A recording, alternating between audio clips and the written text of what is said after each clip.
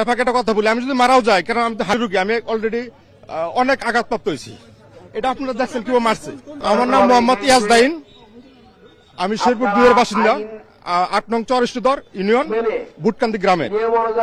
আমি শেরপুরের 2 এর বিএনপির মনোনীত প্রার্থী ইঞ্জিনিয়ার ফাহিম চৌধুরী। ওনার দ্বৈত নাগরিকত্ব থাকার কারণে আপনার 3 তারিখে যাচাই বাছাই ওনার প্রার্থীতা বাতিল হয়ে যায়। উনি পরবর্তীতে নির্বাচন কমিশনে আপিল করে, আপিলে ওনারটা পেন্ডিং রাখে। আজকে ওটা 16 তারিখ শুনানির ডেট।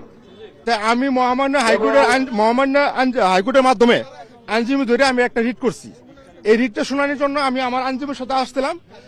আমার ইঞ্জিনিয়ার ফাহিম চৌধুরীর লোকজন যারা আছে পদবী আমি প্রত্যেককে চিনি।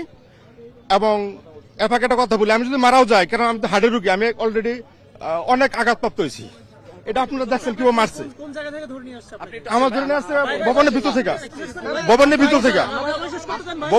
থেকে, আর আমি শেষ 1 মিনিট আমার